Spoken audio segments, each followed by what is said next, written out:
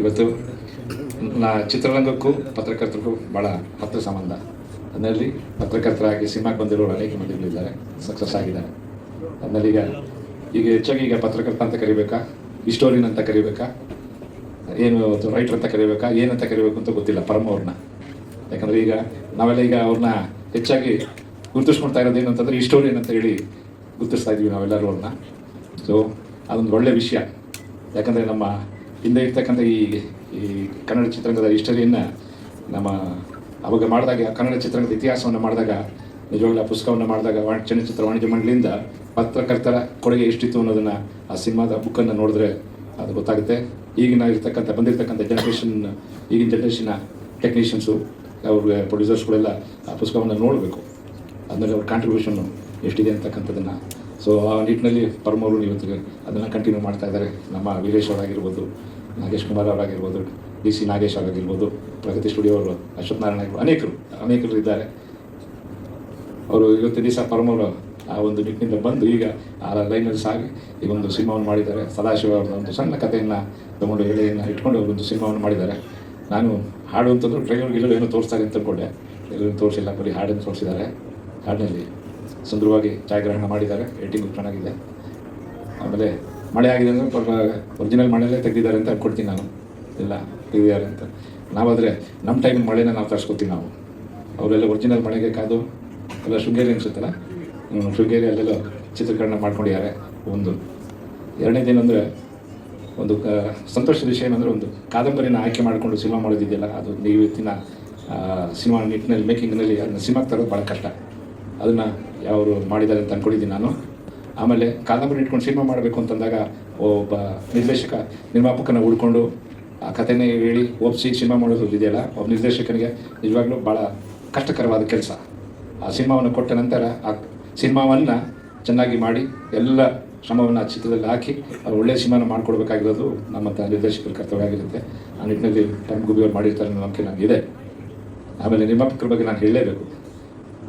ಯಾಕಂದರೆ ಗಂಗಾಧರ್ ನಮಗೆ ನಿರ್ಮಾಪಕ ಅಂತಂದರೆ, ಈಗ ಅವರು ಮನೆಯವರಿದ್ದಾರೆ, ಬಟ್ ಆದರೂ ನಮಗೆ ಗಂಗಾಧರೇ ನಮ್ಮ ನಿರ್ಮಾಪಕರ ಅಂತೇಳಿ ಮಾಡೋದು. ಗಂಗಾಧರ್ ಬಂದು ಸೆಟ್ನಲ್ಲಿ ಆರ್ಟ್ ಅಸಿಸ್ಟೆಂಟಾಗಿ ಕೆಲಸ ಮಾಡಿರೋದು, ನನ್ನ ಸಿನಿಮಾದಲ್ಲಿ ಕೆಲಸ ಮಾಡಿದ್ದಾರೆ. ನಿಜವಾಗ್ಲೂ ಭಾಳ ಸಿನ್ಸಿಯರ್, ವೆರಿ ಸಿನ್ಸಿಯರ್ ಹುಡುಗ. ನಾವು ಯಾವುದೇ ಸೆಟ್ನ ಶೆಡ್ಯೂಲ್ ಆಗಿದ್ರು ಕೂಡ ನಾವು ಕೇಳ್ತಿದ್ದೆ, ಏನಪ್ಪ ಬರ್ತಿದ್ಯಾ ನೀನು ಅಂತ. ಅಂತೇಳಿ ಸಂಗೊಳ್ಳಿ ರಾಯಣ್ಣ ಅಂತ ಸಿನಿಮಾ ಮಾಡಿದಾಗ ನಾವು ಹೈದ್ರಾಬಾದಿಂದ ಹಿಡಿದು, ಜೈಪುರಿಂದ ಹಿಡಿದು, ಮೈಸೂರಿಂದ ಹಿಡಿದು, ಬೆಳಗಾಮು, ಹೀಗೆ ಉತ್ತರ ಕರ್ನಾಟಕ ಎಲ್ಲ ಕಡೆ ಸುತ್ತವಾಗಲೂ ಎಲ್ಲ ಶೆಡ್ಯೂಲು ಆರಂಭದಿಂದ ಹಿಡಿದು ಲಾಸ್ಟ್ ಕುಂಬಳಕಾಯಿವರೆಗೂ ಜೊತೆಗಿದ್ದು ಆ ಚಿತ್ರದಲ್ಲಿ ಆರ್ಟ್ ಡಿಪಾರ್ಟ್ಮೆಂಟಲ್ಲಿ ಕೆಲಸ ಮಾಡಿದ್ದವರು. ಇವಾಗ ಒಂದು ದಿವಸ ಬಂದು ಹಣ ಸಿನಿಮಾ ಮಾಡ್ತಾ ಇದ್ದೀನಿ, ನನಗೆ ಸಿನಿಮಾ ಮಾಡ್ತಿದ್ದೆ ನಾನು ತಿಳ್ಕೊಂಬಿಟ್ಟೆ. ಯಾವುದೋ ಸಿನಿಮಾದಲ್ಲಿ ಕೆಲಸ ಮಾಡ್ತಿರ್ತಾರೆ ಹುಡುಗರು, ರೆಗ್ಯುಲರ್ ಮಾಡ್ತಾರೆ. ಇಲ್ಲ ನಾನು ಪ್ರೊಡ್ಯೂಸ್ ಮಾಡ್ತಾ ಇದ್ದೀನಿ, ಭಾಳ ಸಂತೋಷ ಆಯ್ತು ನನಗೆ. ಹೌದೇನಪ್ಪ, ವೆರಿ ಗುಡ್ ಲಕ್ ಮಾಡೋದು. ಯಾರು ಡೈರೆಕ್ಟ್ರ್ ಯಾರು ಅಂತ ಇರ್ತಾರೆ ಕ್ಯೂರಿಯಾಸಿಟಿ, ಯಾರು ಡೈರೆಕ್ಟ್ರು ಅಂತ. ಪರಮ ಅಂತ ಇದ್ದಾರೆ ಅಂತ, ಬಿಡಪ್ಪ ನನಗೆ ಗೊತ್ತು. ಅವ್ರಿಗೆಲ್ಲ ಸಾಹಿತ್ಯದ ಬಗ್ಗೆ ಮತ್ತೊಂದು ಎಲ್ಲ ವಿಷಯಗಳು ತಿಳ್ಕೊಂಡಿರೋಂಥ ವ್ಯಕ್ತಿ, ಸಿನಿಮಾ ಹಿಸ್ಟ್ರಿ ಬಗ್ಗೆ ತಿಳ್ಕೊಂಡಿರೋ ವ್ಯಕ್ತಿ. ಆಮೇಲೆ ಈಗಿನ ಸಿನಿಮಾ ಹೇಗೆ ಮಾಡಬೇಕು ಅನ್ನೋದು ಗೊತ್ತಿರುತ್ತೆ ವಿಷಯ. ಡೆಫಿನೆಟ್ಲಿ ಚೆನ್ನಾಗಿ ಮಾಡ್ತಾರೆ. ಕತೆ ಬಗ್ಗೆ ನನಗೆ ಗೊತ್ತಿಲ್ಲ, ಬಟ್ ಚೆನ್ನಾಗಿ ಮಾಡ್ಕೊಂಡಿದ್ದಾರೆ. ನಿಂಗೆ ಇಷ್ಟ ಆಯ್ತಾ ಕತೆ ಅಂತ ಕೇಳಿದ್ರು. ಇಷ್ಟು ಕಥೆಯಲ್ಲಿ ಇಷ್ಟ ಆಗಿದೆ ನಾನು ಕಾದಂಬರಿ ಎಲ್ಲ ಓದಿದ್ದೀನಿ, ಇಷ್ಟ ಆಗಿದೆ. ಅದು ಫಸ್ಟ್ ಯಾವಾಗಲೂ ಕತೆ ಅನ್ನೋದು ನಿರ್ಮಾಪಕನಿಗೆ ಇಷ್ಟ ಆಗಬೇಕು. ಅದಾದ್ರೇ ಆ ಒಂದು ಮೇಲೆ ಅವ್ರನ್ನ ಪ್ಯಾಷನ್ ಅನ್ನೋದು ಅದರಲ್ಲಿ ಬರುತ್ತೆ. ಅದನ್ನು ಡೈರೆಕ್ಟ್ರು ಹೇಗೆ ಮಾಡ್ತಾರೆ ಅನ್ನೋದು ಆ ಕೆಲಸವನ್ನು ಗಂಗಾಧರು ಹಣವನ್ನು ಹೂಡಿ ಮಾಡಿದ್ದಾರೆ. ಈ ಗಂಗಾಧರನ್ನ ನೋಡ್ತಾ ಇದ್ದರೆ ನನಗೆ ಹಿಂದೆ ನಮ್ಮ ಧನರಾಜ್ ಅಂತ ನಿರ್ಮಾಪಕರು ಅನೇಕ ದೊಡ್ಡ ದೊಡ್ಡ ಸಿನಿಮಾಗಳನ್ನೆಲ್ಲ ಮಾಡಿದ್ದಾರೆ, ತುಂಬೆಲ್ಲ ಗೊತ್ತಿರ್ತಕ್ಕಂಥದ್ದು. ಸೊ ಆ ನಿಟ್ಟಿನಲ್ಲಿ ಭಾಳ ಸಕ್ಸಸ್ ಆದವರು ಧನರಾಜ್ ಅವರು. ಆಗ ಈಗ ಅದೇ ನಿಟ್ಟಿನಲ್ಲಿ ಗಂಗಾಧರ್ ಸಕ್ಸಸ್ ಆಗಬೇಕು ಅಂತ ನಾನು ದೇವರಲ್ಲಿ ಬೇಡ್ಕೊತೀನಿ. ಯಾಕಂದರೆ ಭಾಳ ಶ್ರಮಜೀವಿಯಾಗಿ ಒಂದು ಸಣ್ಣದಿಂದ ಬಂದು ನಿರ್ಮಾಪಕನಾಗೋದು ಭಾಳ ಕಷ್ಟ. ನಿರ್ಮಾಪಕನಾಗಿ ನಿಲ್ಲೋದಿದೆಯಲ್ಲ ಭಾಳ ಕಷ್ಟ. ಅದು ನಿಲ್ಲುವಂಥ ಕೆಲಸ ಈ ಚಿತ್ರ ಆಗಬೇಕು. ಈ ಚಿತ್ರ ಆದಾಗ ನಿಂತಾಗ ಆತ ಏನು ಮಾಡ್ತಾನೆ, ಇನ್ಸ್ಪೈರ್ ಆಗಿ ನೆಕ್ಸ್ಟ್ ಇನ್ನೊಂದು ಸಿನಿಮಾವನ್ನು ಮಾಡ್ತಾನೆ. ಒಂದು ಹೇಳಕ್ಕೆ ಸಿನಿಮಾ ಮಾಡ್ತಾರೆ ಅನ್ನೋದು ಬರುತ್ತೆ, ಇನ್ಸ್ಪೈರ್ ಆಗ್ತಾರೆ, ಸೆಕೆಂಡ್ ಸಿನಿಮಾವನ್ನು ಮಾಡ್ತಾರೆ. ಒಂದು ಏನು ಅಂತಂದರೆ ನಮ್ಮ ಎಕ್ಸ್ಪೀರಿಯೆನ್ಸಲ್ಲಿ ಇವತ್ತಿನ ಸಿನಿಮಾ ಇದರಲ್ಲಿ ಏನಾಗಿದೆ ಅಂದರೆ, ಸಿನಿಮಾ ಏನಾಗಿದೆ ಜನಗಳಿಗೆ ಭಾಳ ಹತ್ತಿರ ಬಂದುಬಿಟ್ಟಿದೆ. ಫಿಂಗರ್ ಟಿಪ್ಸಲ್ಲಿ ಸಿನಿಮಾ ಸಿಗ್ತಾ ಇದೆ ಇವತ್ತಿನ ದಿವಸ. ಅವ್ರನ್ನ ನಾವು ಥಿಯೇಟ್ರಿಗೆ ಯಾಕೆ ಕರ್ಕೊಂಬರ್ಬೇಕು ಅನ್ನೋದು ಇದೆಯಲ್ಲ, ಅದನ್ನು ನಾವು ಭಾಳ ಯೋಚನೆ ಮಾಡಬೇಕಾಗಿರ್ತಕ್ಕಂಥ ವಿಷಯ. ಅದಕ್ಕೆ ನಮ್ಮ ಸಿನಿಮಾ ಆಡಿಯನ್ಸ್ನ ಕರ್ಕೊಂಬರೋ ಶಕ್ತಿ ನಮ್ಮ ಸಿನಿಮಾಗಿರಬೇಕು. ಇಲ್ಲದ್ರೆ ಭಾಳ ಕಷ್ಟ ಆಗುತ್ತೆ.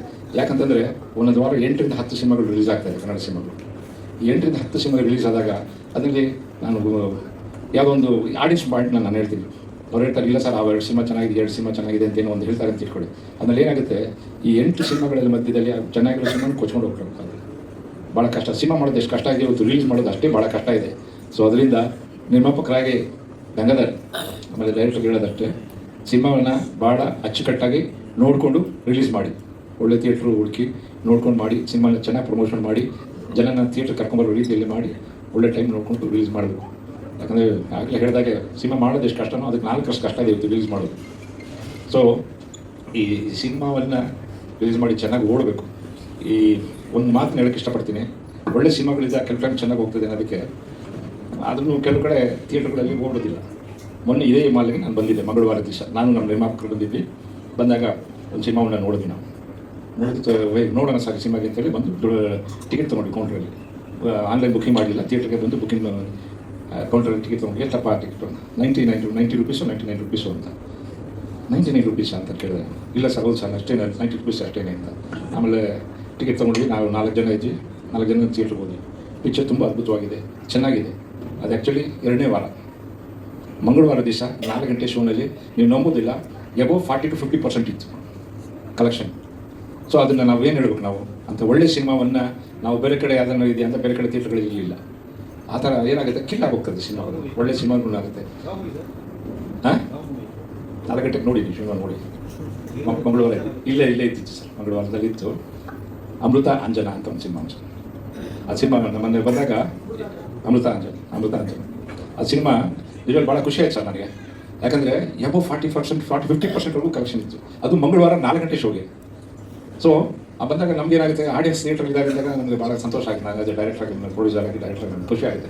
ಆ ಒಂದು ಕಲೆಕ್ಷನ್ ನೋಡಿದಾಗ ಖುಷಿ ಆಯಿತು. ಸೊ ಏನಾಗುತ್ತೆ ಅಂತ ಒಳ್ಳೆ ಸಿನಿಮಾ ಅಥವಾ ಚೆನ್ನಾಗಿರೋ ಸಿನಿಮಾ ಇದೆ ಅಂತಂದಾಗ ಬೇರೆ ಕಡೆ ಥಿಯೇಟ್ರ್ನಲ್ಲಿ ಸಿಂಗಲ್ ಥಿಯೇಟ್ರ್ ಆಗಿರ್ಬೋದು, ಬೇರೆ ಕಡೆ ಆಗಿರ್ಬೋದು, ಆ ಕಲೆಕ್ಷನ್ ಬರಬೇಕು. ಬಂದಾಗ ಸಿನಿಮಾ ಅಂದರೆ ಆ ಸಿನಿಮಾನ ನಿಲ್ಲಿಸೋ ಶಕ್ತಿ ನಮಗೆ ನಮ್ಮ ಸಿನಿಮಾಗೆ ಇರಬೇಕು. ಆಡಿಯನ್ಸ್ನ ಕರ್ಕೊಂಬಂದು ನಿಲ್ಲಿಸಿ ತೋರಿಸೋ ಶಕ್ತಿ ನಮ್ಮ ಸಿನಿಮಾಗೂ ಇರಬೇಕು.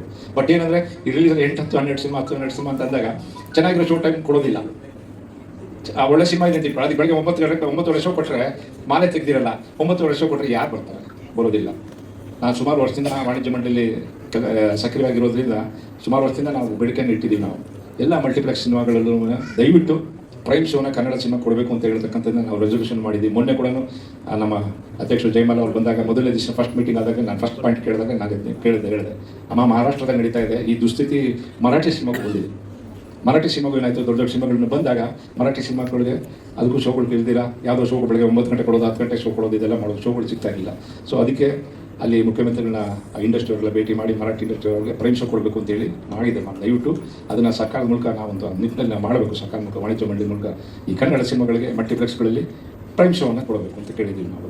ಅದನ್ನು ಮಾಡಿದ್ರೆ ನಿಜವಾಗ್ಲೂ ಕನ್ನಡ ಸಿನಿಮಾ ಆಗುತ್ತೆ. ಆಮೇಲೆ ರೇಟಿನ ಬಗ್ಗೆ ನಾವು ಹೇಳಿದ್ನಲ್ಲ, ನಿಜವಾಗ್ಲೂ ಯಾಕಂದರೆ ನೋಡಿ 90 ರುಪೀಸ್ ಅಥವಾ ಅಂದಾಗ ಆ ಒಂದು ಲಿಮಿಟೇಷನಲ್ಲಿ ಬರ್ತಾನೆ. ನಾವೆಲ್ಲ 400 ರೂಪಾಯಿ 500 ರೂಪಾಯಿ ಟಿಕೆಟ್ ಇಟ್ಟಾಗ ಒಳ್ಳೆ ಸಿನಿಮಾಗೆ ಅಂತ ಬರ್ತಾರೆ. ಯಾವುದೋ ಒಂದು ಸಿನಿಮಾ ನೋಡ್ಬಿಡ್ತಾನೆ, 4 ಜನ ಬಂದರು ಅಂತ 400 ರೂಪಾಯಿ ಟಿಕೆಟ್ ಬಂದಾಗ 4 ಜನ ಬಂದಾಗ 1400 ರೂಪಾಯಿ ಆಯಿತು, ಪ್ಲಸ್ ಬರೋದು ಹೋಗೋ ಕಮ್ಮಿ 2000 ರೂಪಾಯಿ ಆಗೋದು, ಅವ್ನು ಖರ್ಚು ಮುಗಿದೋಗುತ್ತೆ. ಇನ್ನು ಬೇರೆ ಸಿನಿಮಾ ನೋಡ್ಬೇಕು, ಒಳ್ಳೆ ಸಿನಿಮಾ ನೋಡ್ಬೇಕು ನಮ್ಮ ಹತ್ರ ಬಡ್ಜೆಟ್ ಇರೋಲ್ಲ, ದುಡ್ಡು ಇರೋದಿಲ್ಲ.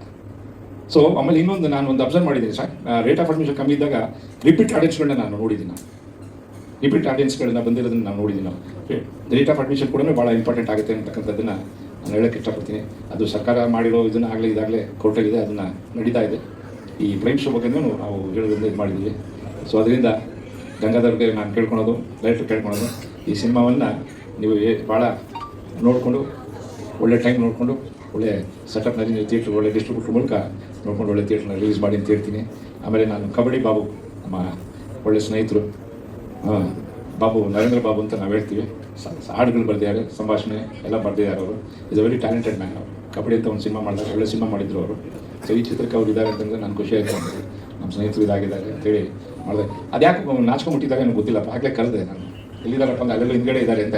ಅದೇನು ಗೊತ್ತಿಲ್ಲಪ್ಪ, ಅದ್ಯಾಕೆ ಬಾಬು ಎಲ್ಲಿದ್ದಾರೆ, ದಯವಿಟ್ಟು ಬನ್ನಿ. ಯಾಕೆ why are getting restricted your sir? ಹಾಂ ಬರಲ್ಲ ಅಂತೀರಾ? ಅವ್ರು ಪಿ ಅವರು ಹೇಳಬೇಕು, ಚಂದ್ರ ಅವರು ಇಲ್ವಾ ಅಂತ. ಸೊ ಒಳ್ಳೊಳ್ಳೆ ಟೆಕ್ನಿಷಿಯನ್ ಹಾಕ್ಕೊಂಡಿದ್ದೀರಾ. ಸಿನಿಮಾವನ್ನು ಗೆಲ್ಲಿಸೋಕ್ಕೆ ಅವರೆಲ್ಲರ ಕಾಂಟ್ರಿಬ್ಯೂಷನ್ ಇದೆ ಈ ಪಿಕ್ಚರ್ನಲ್ಲಿ. ಮತ್ತು ಇನ್ನೇನು ಹೇಳಬೇಕು ಅಂತ ನಂಗೆ ಗೊತ್ತಿಲ್ಲ. ಬಟ್ ರಿಲೀಸ್ ಮಾಡಬೇಕಾಗಿರೋದ್ರ ಬಗ್ಗೆ ನಾನು ಹೇಳ್ತೇನೆ. ನೀವು ನಿಟ್ಟಿನಲ್ಲಿ ಈಗ ನಾವೊಂದು ಸಿನಿಮಾ ಮಾಡಿದ್ದೀವಿ, ಅದನ್ನು ಕೇಳ್ತೀವಿ ಯಾವಾಗ ರಿಲೀಸ್ ಅಂದ್ರೆ ಬರೋರೆಲ್ಲ ಬರಲಪ್ಪ, ಆಮೇಲೆ ನಾವು ಬರ್ತೀವಿ ಅಂತ ಹೇಳ್ತಾ ಇದ್ದೀವಿ ನಾವು. ಸೊ ಯಾಕಂದರೆ ನಮಗೂ ಆ ಭಯ ಇದೆಯಲ್ಲ ರಿಲೀಸ್ ಮಾಡ್ಬೇಕು, ನೋಡ್ಕೊಂಡು ಮಾಡಬೇಕು.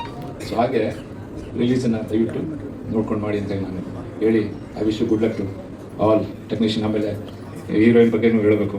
ಹಿಂದೆ ನಮ್ಮ ಸ್ನೇಹಿತರು ಮಾಡಿದಂಥ ಒಂದು ಸಿನಿಮಾ ಮಾಡಿದ್ರು. ಈಗ ಅಕ್ಕಮಹಾದೇವಿ ಅಂತ ಒಂದು ಸಿನಿಮಾ ನಡೀತಾ ಇದೆ. ಅದನ್ನು ಕೇಳಿದ್ದೀನಿ, ನಾನು ನೋಡಿಲ್ಲ, ಬಟ್ ನಮ್ಮ ಸ್ನೇಹಿತರು ಹೇಳಿದ್ರು ಭಾಳ ಅದ್ಭುತವಾಗಿ ಅಭಿನಯ ಮಾಡಿದ್ದಾರೆ ಅಂತ ಕೇಳ್ಪಟ್ಟೆ. ಹಾಗೆ ಹೀರೋ ಅವ್ರ ಬಗ್ಗೆನೂ ಎಲ್ಲ ಹೇಳಿದ್ರು, ಎಲ್ಲ ಮಾಡಿದ್ದಾರೆ. ನಿಮಗೆಲ್ಲ ಒಳ್ಳೆ ಫ್ಯೂಚರ್ ಆಗಲಿ. ಆಮೇಲೆ ಮ್ಯೂಸಿಕ್ ಡೈರೆಕ್ಟರ್ಗೆ ಎಲ್ರಿಗೂ ಇವಾಗಲೂ ಒಳ್ಳೊಳ್ಳೆ ಟೆಕ್ನಿಷಿಯನ್ಸ್ಗಳಾಗಿ ಈ ಚಿತ್ರರಂಗದಲ್ಲಿ ಒಳ್ಳೊಳ್ಳೆ ಕೊಡುಗೆ ಕೊಡಲಿ ಅಂತ ಹೇಳಿ ಆ ದೇವರಲ್ಲಿ ಪ್ರಾರ್ಥನೆ ಮಾಡಿ ನನಗೆ ಮಾತು ಮುಗಿಸ್ತೀನಿ. Thank you very much.